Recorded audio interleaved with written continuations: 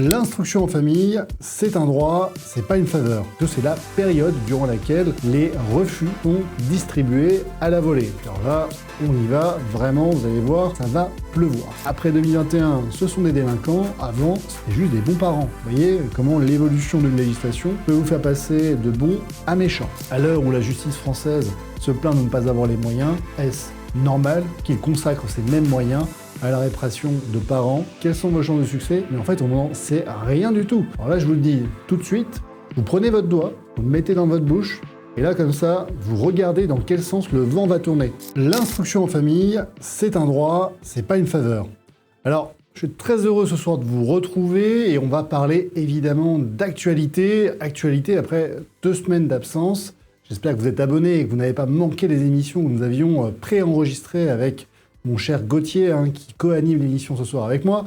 Et évidemment, pendant cette période estivale, il s'est passé pas mal de choses, notamment sur l'instruction en famille. Donc restez bien jusqu'au bout. Je vais notamment analyser avec vous la décision rendue par la Cour de cassation le 10 juin 2025.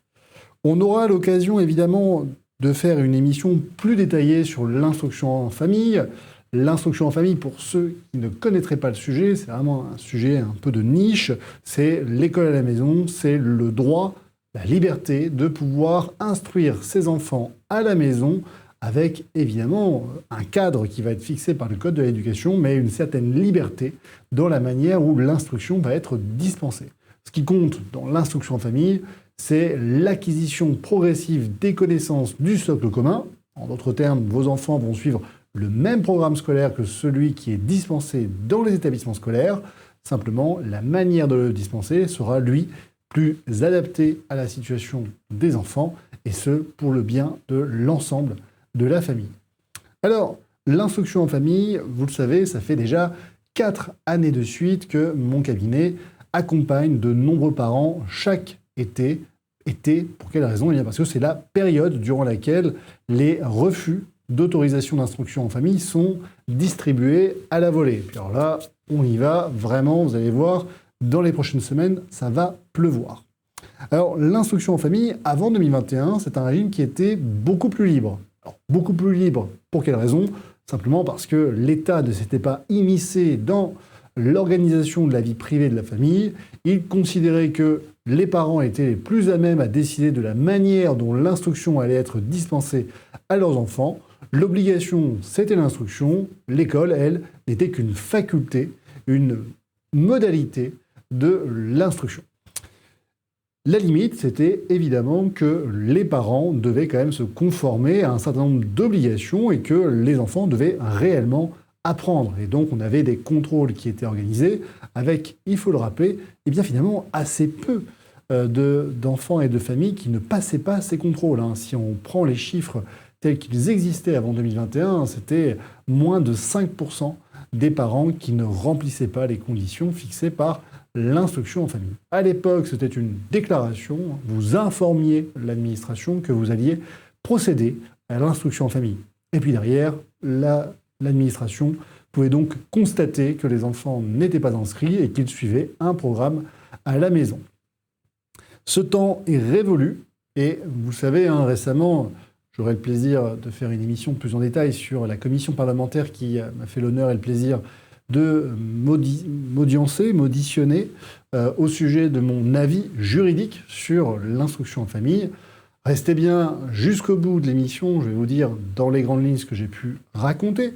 Et évidemment, si vous n'êtes pas abonné, faites-le, il est grand temps parce que vous aurez le plaisir de découvrir cette émission exclusive. Et celle-ci sera d'ailleurs distribuée en priorité et en primeur pour tous ceux qui ont souscrit à la chaîne YouTube. On remercie évidemment nos souscripteurs.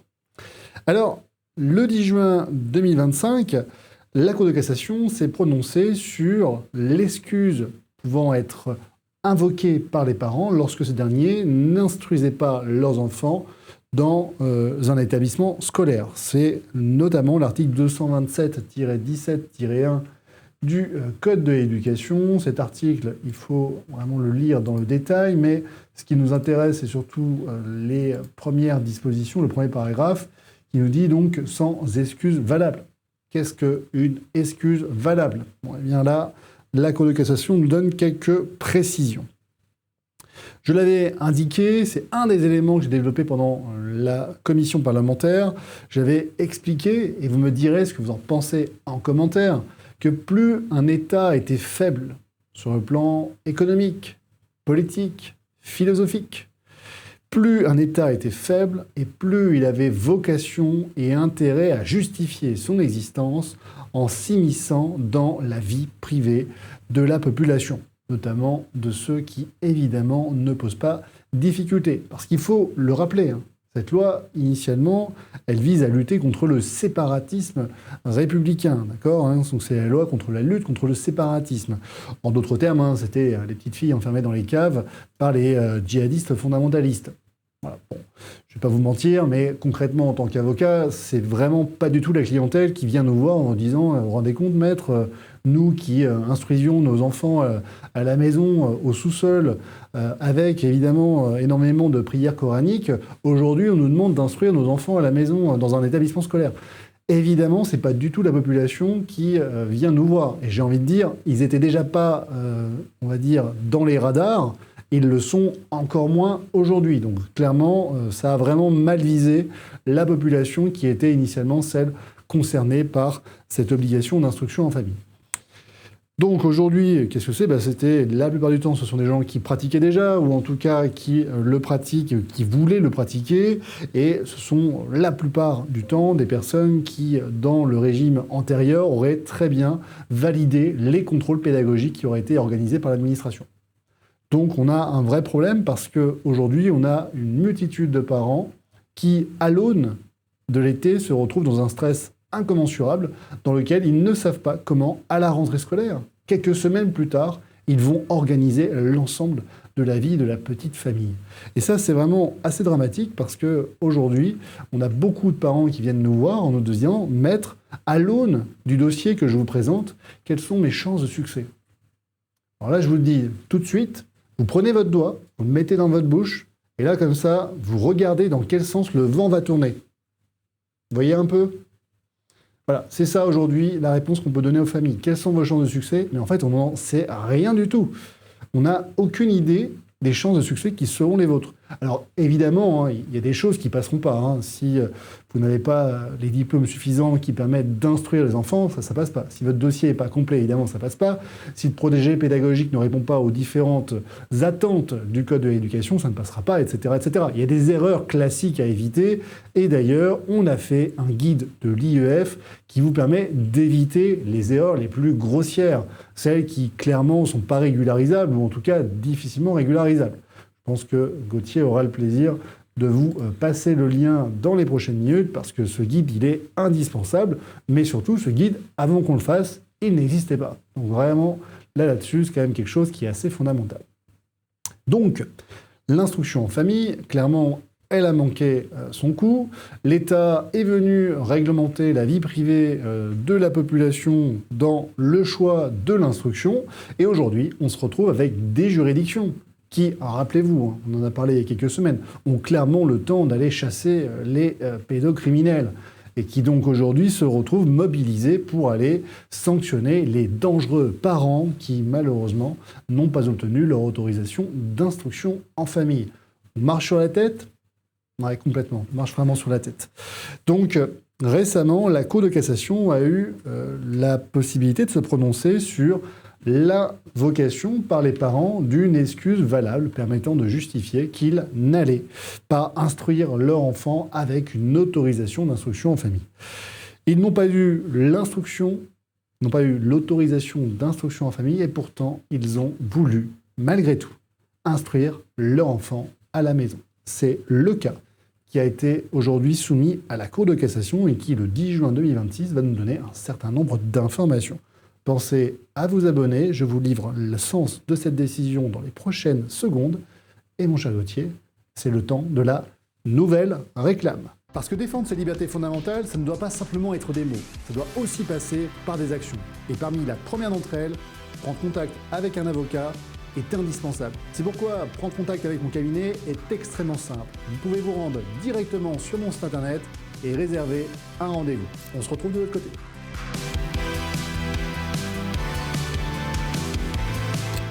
Dites-moi en commentaire ce que vous pensez de cette nouvelle phase d'autopromotion. Encore une fois, vous êtes très nombreux à nous demander comment nous contacter. J'espère vraiment que cette vidéo va permettre de faciliter ce premier contact qui, je le rappelle, bien souvent va avoir pour effet de fixer une stratégie et vous permettre de sortir de la situation dans laquelle vous êtes. C'est vraiment très important, notamment pour les parents qui veulent aujourd'hui bénéficier de l'autorisation d'instruction en famille. Je le répète, on n'a pas de solution miracle, mais on peut quand même vous éviter les erreurs les plus grossières et optimiser vos chances de succès. Ça, oui, ça c'est possible. Alors, la Cour de cassation, dans son arrêt du 10 juin 2026, elle vous dit que oui, clairement, si vous ne bénéficiez pas d'une autorisation, vous êtes en infraction. Vous êtes en infraction, vous êtes donc un délinquant, puisque c'est un délit pénal qui va venir sanctionner les parents qui refusent de se soumettre au refus d'instruction en famille. Alors, dans le cas de l'espèce, un des éléments qui, à mon sens, n'a pas joué en faveur des parents, c'est que ces derniers avaient considéré que les règles ne s'appliquaient pas pour eux. Alors, je suis un peu brutal quand je le dis, mais effectivement, un des éléments qui a quand même compté pour l'administration, c'est de dire, vous aviez la possibilité de saisir, de demander à l'administration de vous autoriser d'instruire vos enfants à la maison. En cas de refus, vous aviez la possibilité de saisir la commission du rectorat dans lequel est inscrit votre enfant. En cas de refus, vous pouviez contester la décision de la commission du rectorat devant le juge administratif. Or, ici en l'espèce, vous n'apportez aucun élément qui permettait de justifier de vous être exempté à l'obligation de déclarer votre intention de bénéficier d'une instruction en famille. Et ça a vraiment joué dans le sens de la décision. Alors, c'est bien et c'est pas bien. On va voir ensemble le côté négatif. Le côté négatif, c'est que là, on est en train d'occuper les juridictions avec carrément des conneries. Excusez-moi de le dire, mais clairement, moi ici, j'ai 2 parents qui se retrouvent confrontés à une procédure pénale, alors que clairement, c'est pas la priorité. Enfin, je pense que les moyens de la justice n'en ressortent pas grandis et renforcés en ayant consacré ici du temps, de l'énergie, des ressources humaines et de l'argent pour traiter d'un tel dossier. C'est un dossier qui n'aurait jamais dû aller devant les juridictions, et encore moins devant les juridictions pénales, dont on sait qu'elles sont extrêmement limitées en termes de moyens. Difficile à en faire entendre qu'on manque de moyens quand on poursuit des parents qui prennent soin de leurs enfants et qui simplement ne sont pas rentrés dans le carcan fixé par la loi depuis 2021.